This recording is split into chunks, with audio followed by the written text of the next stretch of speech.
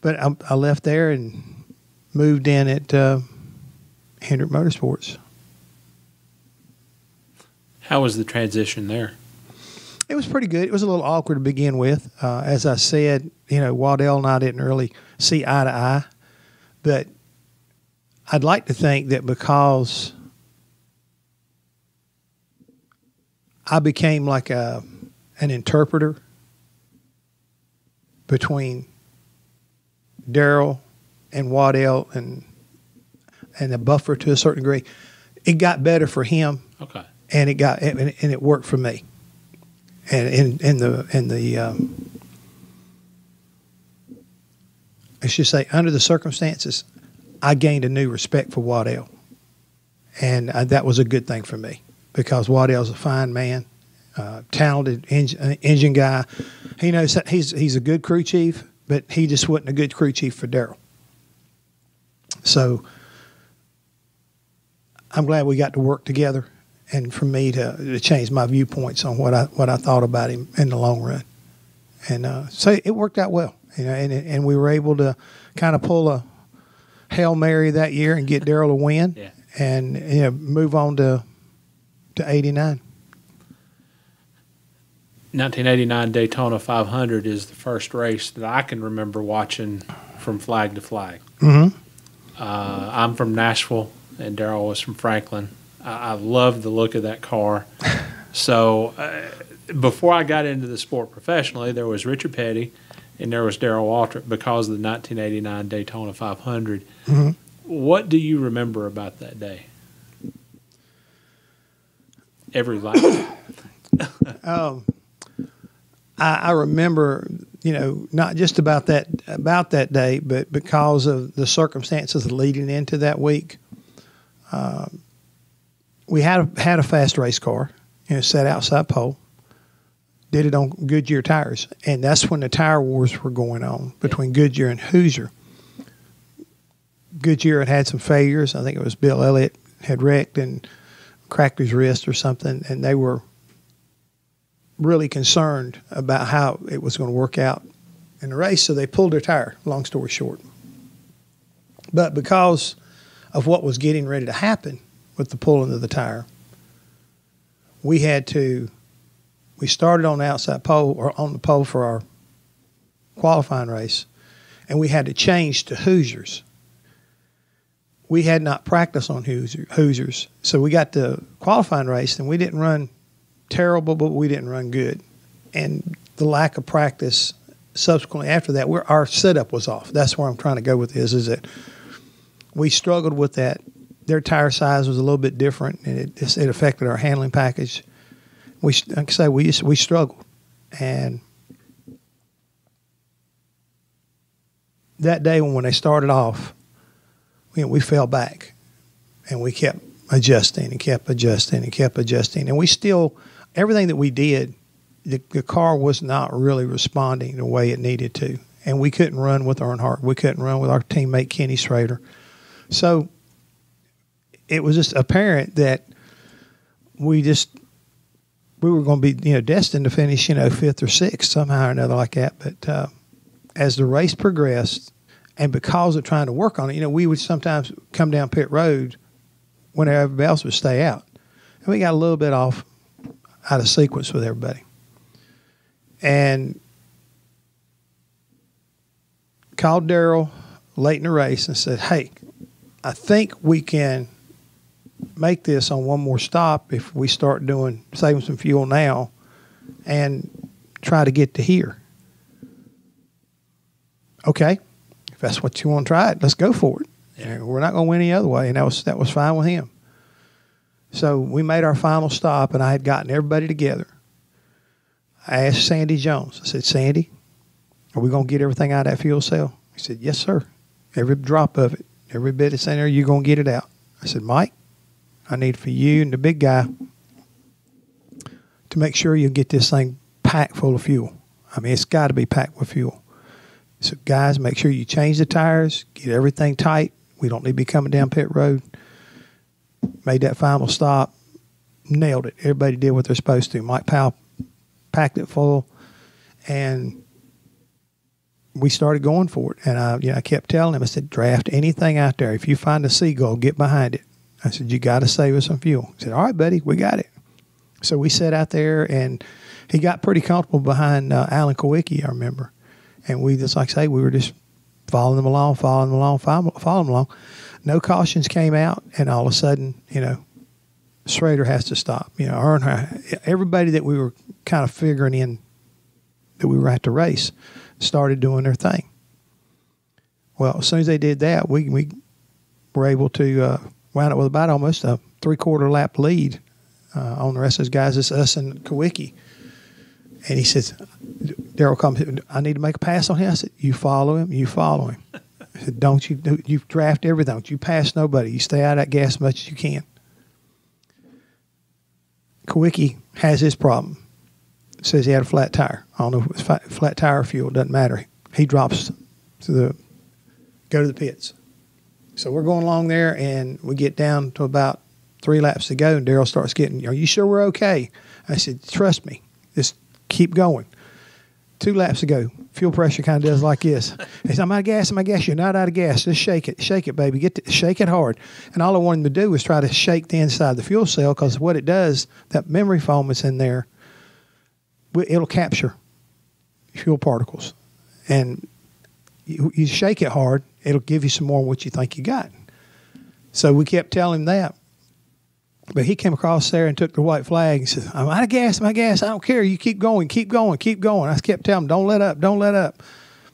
He came all the way around. I'll never forget Randy Dorton said, he's entering turn 3. He's under his own power. He come off of 4. He's going to be all right, Jeff. He's going to be all right. And sure enough, he came all the way around, wound up winning that race. What was that moment like for you personally? You'd won a lot of races. Mm-hmm. And you'd won championships. But you'd never won the Daytona 500. Never won the Daytona 500. And I got goosebumps right now thinking about it. Yeah. That's what it does for you. I mean, when you watch it on replay, you read it here on the scene. I mean, that right there is to me, I mean, we climbed Mount Everest that day. And that's what Daytona's all about. I mean, since 1979, I've been trying to get to that victory lane. And, yeah, I'd been there. I was there on Saturday, with Darrell in his Grand National car. And not the same. Sunday was it's the Mac Daddy of all victory lanes. It really is. And to know that you were able to give him something that he had been trying for over 17 years. I don't know. We laugh about the numbers. All that kind of comes into play. But to understand the relief on a man's face that when you've accomplished as much as he had accomplished, to finally give him what he wanted and he needed it. He really did. He needed that, I think, to feel like that he was one of the greatest of all times. It doesn't get any better than that. I mean, Rick, the thing about me and the way I look at anything is I take personal satisfaction. Finishing races, I take personal satisfaction in being in the top 5, and I take extra satisfaction out of winning. Winning is fleeting, but the fact that you are able to do something on a regular basis and do it right, it's satisfying. It's satisfying and gratifying, because you get a chance to also, when you've been through some of the things I've been through, I found out what it was like to win and not be the guy that, they're kind of praising for it, even though you're a part of it. You take satisfaction in that. But when you step up and you get to that point where you've been anointed, I don't know if that's the right word to use, you're in charge of it, and you're instrumental in the outcome. It's just so satisfying. I felt like that was the most defining point in my career of taking something that's not quite right, work on it to the best of your ability, and yet pull a team together. And in the end, all of that right there coming together to equal winner. Darrell did his job. Sandy Jones did his job. Randy Dorton and his guys did their job with the engine. It's a total package. To me, it's the most total race that I can ever remember being a part of. We had some good ones, but that one from start to finish of dealing with the adversity, it's so satisfying. Well, speaking of winning, who won the fight in the garage area after the All-Star race that year? Let's just call it a draw. Just call it a draw. I don't think anybody won there, but in the end, everybody said, "Well, Rusty got to win in the 200,000." Yeah, but it cost him his status as far as popularity with the fans. I think it put him. He replaced Darrell of being the bad guy. Yeah, and I think that's so fitting in so many different ways. Is that Darrell was able to finally, get a white hat and take the black one off. How strange a position was it for you to see that transformation? Because you had worked for Darrell Waltrip at a time when fans literally booed when he crashed at Charlotte. And he proceeded to get out of the car and talk to reporters and invite people down to the Kmart parking lot. The Big K parking lot. Yep. No, Kmart. It was Kmart then, not Big K. It was Kmart. Well, you had seen him there in that position. Yeah. But then you go to Charlotte in 1989 for the All-Star race. He gets wrecked, and all of a sudden, everybody's booing somebody else. So that was a pretty big transformation. What was it like for you to see that in him personally? I think it was here again. It's like, holy cow! Can you believe this? Yeah. I mean, I think they like you. Because otherwise, you always never felt like you were working for a guy that the people liked. See, I'm fortunate in the fact that I choose people that I want to be friends with and people that I respect based off of what my personal views are. Yeah. Okay, and I have learned through my career sometimes personal views and professional views are two different things. Mm-hmm. Darrell was that way. Personally, I didn't like him. Professionally, fantastic. Because of that professional deal, he's like a brother to me. And to see your brother be misunderstood, it hurts. I mean, because he's actually a pretty good guy. But yet, a lot of people, they did not like him because of the fact of how he acted and how he treated Richard Petty and David Pearson and people like that. He struggled. I mean, because of the fact that like I say, he got getting verbal conflicts with Cale. He did the same thing with Bobby Allison. You go down the list. I mean, he's had several people that wouldn't send him a Christmas card if hell was freezing over. So to see him finally, get that opportunity to kind of bask in his glory, I think it was cool. It really was, because I had been on the other end of it and gotten booed because of him. And honestly, in the very beginning, I didn't care. I mean, it didn't bother me none.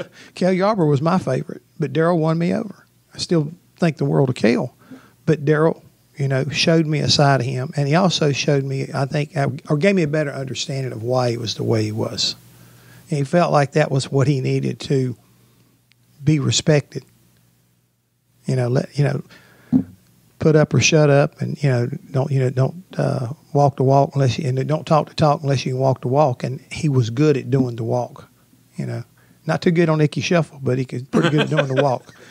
So it's a culmination of all the above. It really is. I mean, because he has passion when it comes to this sport in so many different ways, and I really felt like he was the first.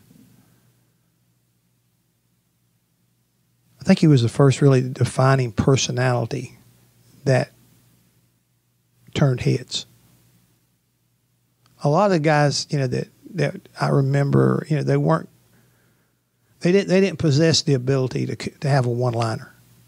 I mean, Richard, he's a good spokesperson. He's a great guy, one of the greatest guys ever, but he just didn't come across David the same way. I ain't got nothing to say. I drive race cars. Cale, same thing with him. I mean, they just didn't. They just didn't turn the corporate heads like we needed to, and at the same time, it did not get the fans as charged up as he could. In a negative manner, but at the same time, you get them charged up. Yeah. You knew you was there. The very next year, again at Daytona, Darrell gets hurt really bad during practice. What were those next days, weeks, and months like for you trying to manage that team? That was a challenge like I could have never imagined, because I knew that when I got there and saw how much pain he was in, I immediately knew that he wasn't going to start the race that afternoon or that next day. And getting a hold of Rick and trying to figure out what are we going to do. Fortunately, here again, this is one of those personal relationship scenarios that I knew Jimmy Horton. I'd seen Jimmy run Daytona, and he was about the same size as Darrell. Having to make a team decision that, no, Darrell's not going to start this race. And I had to get somebody in there that I felt confident in, and at the same time, somebody that NASCAR would accept. I mean, this was a lot of things that were going on. And I'm trying to get all that took care of before I could even go to the hospital and check on Darrell. So it's one of those in-your-face moments that, you don't plan for. And from that period until he was able to return, it was one hell of a damn season I could have done without. Because the number of drivers that came through, the number of drivers that tore up brand new race cars. I mean, it's just a lot. Yeah. It was a lot. He had evidently already made the decision when the accident happened to leave Hendrick Motorsports to form his own deal. Mm-hmm. Were you always going to be a part of that package, or was that something that maybe came along later? I don't know if I should give you one of these Paul Harvey moments or not. I'll have at it. This is kind of like for the rest of the story. A lot of people don't realize this, but I actually went and talked to Rick about it. I thought about staying because I thought it was a bad move. Did you really? I did. Okay. I did not like what he was trying to do, but he had an opportunity. That I could see his viewpoint, but I also knew what we were getting ready to get into. It was late in the year, and you don't have any deals. You don't have any cars. There was just a lot of stuff that I could see that this is going to be. I mean, this is going to be bad. This is going to be bad because I've been around the sport long enough to recognize what we're getting ready to have to try to pull off, and it's not going to be easy. And that is to replace a lot of people. And I went to Rick and I talked to Rick about it. I said, Rick, I said, I don't know what you got planned, but I'm not in favor of this. I think he needs to stay with you. Yeah. He said, I think he does too, but he's got it in his head that he can manage a team, run a team, and do everything. He doesn't need me. So. Did you have that conversation with Darrell? No. Really? Mm-mm. Nope. Because when Rick told me, he said, he's going to need you. He said, you need to stay with him. He said, he's going to need you. I just felt like that I needed to bite the bullet and see what I could do to make sure it all came together. So when it was all said and done, we were sitting there. I think we had one race car and my toolbox. That's not funny, but no, and that's about the way we started. Trying to order cars, trying to hire people, everything, and like I say, he was still on. He wasn't on crutches, but at the time he still was using a cane a lot, getting around. He was not nowhere near where he needed to be at the time all this started to come together or happen like it did. We made the debut and made the announcement at Rockingham. And fortunately, we were able to retain some of the personnel, and yet at the same time had to replace some of them. So it was like game on.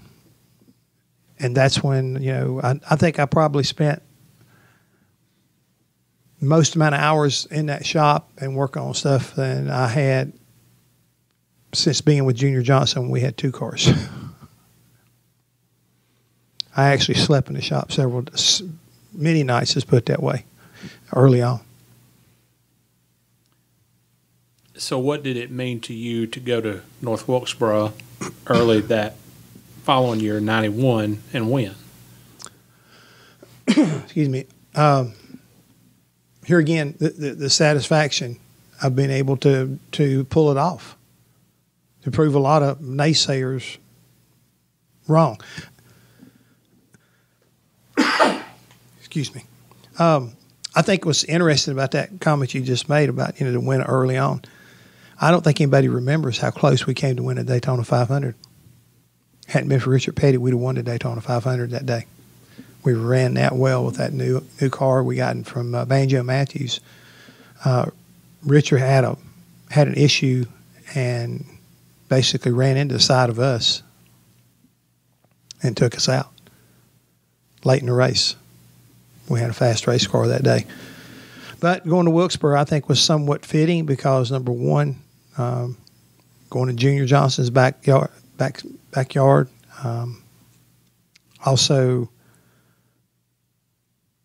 I think, a lot of folks didn't think that we could build all our own stuff and come out and not win in a Hendrick car, per se. And doing that was, like I say, it's just very, very satisfying. Very satisfying. Were you ever satisfied that maybe he had made the right move, or did you always have that in the back of your mind that maybe what might have been if we had stayed at Hendrick? I've had it in the back of my mind what could have been if he never left juniors. And that's how far that goes back. I mean, I think that there's a lot to be said about, you got to spread your wings and see if you can fly. But at the same time, look at what you got and be satisfied. But that's the one thing about Darrell. Darrell's never satisfied. If he'd won every race he got into, he'd be looking somewhere else around the world to go race to show that I can do it. So that's just his DNA. It don't matter. Even today, if he had an old-timers race, he'd want to go jump in a car and go. He's never mentally said he couldn't do it or wouldn't do it. So I understand why a man wants to be that way and to try it. I think that a lot of drivers have tried and haven't succeeded, and there's several drivers who have, and they have succeeded. Richard Childress, he succeeded. Junior Johnson, he succeeded. I can't say anything. I know what Dale Earnhardt succeeded. He was able to do something and do it away from his own, commitment with Richard Childress, and succeeded. It's not something that everybody can do, and unfortunately for Darrell, and his desire to try to get bigger and be more like Rick Hendrick, he made some more bad choices, and I think in the long run, it cost him his organization as a whole. And that was during a period of time when I was in it, and then all of a sudden I was out of it, and I got back in it. If I don't say something about mine and his relationship, and sometimes my judgment about where I should be and where I shouldn't be. 1992, you get a job offer from Felix Sabates to go oversee a new team that he's forming for Kenny Wallace. What was the conversation like with Darrell when you told him that you were thinking about leaving? Here again, this is a story that probably has never been discussed. It wasn't that I got offered. I went out and sought relief. Did you really? Darrell once again wanted to do something that I didn't agree with, and this time I laid the groundwork for my exit. And I did it in such a way to where he brought in a general manager, and the general manager decided went ahead and told me, he said, we're going to do things different around here. And if you want to talk to Darrell, you got to come through me.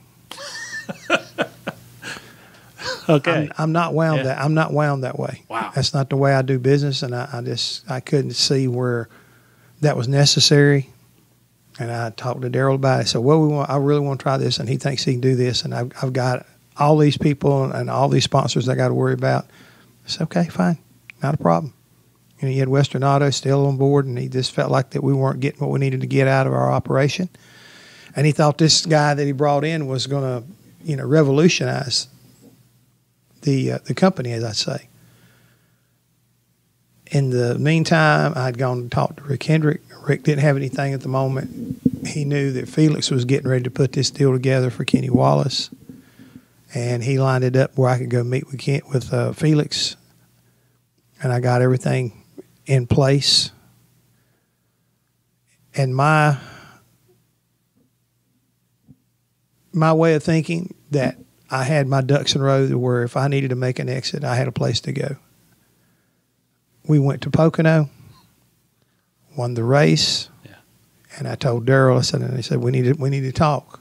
Because if you ever look at the Victory Lane photos, usually you'll see me pretty close to Darrell sooner or later. That day, I wouldn't take photographs with him.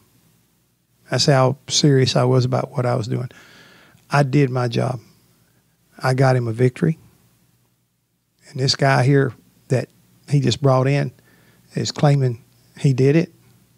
And I knew, again, this is a fuel mileage race. I made the call. I made the decision. And so when I got back to Charlotte on Monday morning, here again, I went to my dad and told him, I said, not real happy about this deal. Not real pumped up about staying there. He said, well, you got to go see what he does. I said, well, I'm going to tell you right now, if Darrell's not sitting in the office tomorrow morning, I said, I'm going to be gone there tomorrow afternoon. He said, well, you do what you got to do. So we went in there, and Darrell wasn't there. And I told him, I said, we need to talk first thing in the morning. I got Darrell on a conference call with what's-his-name sitting there and two other people. I went through what my problems with the situation was, and Darrell decided to back the decision that he wanted to keep the general manager. I said, okay, that's fine. I said, I'm gone. So was it actually it's a him or me deal? Yeah. Really? Yep. I wasn't working with him. I mean, I told him point blank, I'm not working with this son of a bitch. Wow. I said, if he tries to tell me what to do, I said, I'm going to whip his ass. I mean, that's how bad it had gotten. It had gotten down to that. Oh, wow. There's certain things that sometimes cross me up, and that was just one of them that crossed me up. I just felt like, that all the hard work we'd done and him not, wanting to discuss it one way or the other and making a decision that this is what I'm going to do without considering and, just share the information. I might have swallowed it better. But I couldn't stay there and do that. I couldn't do it. So I felt like I couldn't leave him in any better position than getting him back, making sure he was on the Chevrolet Winter Circle plan, NASCAR Winter Circle plan, and he had that win for his sponsor. My hands are washed. I'm done. I'm good with this. And so I left. And I, rambled around for a little bit.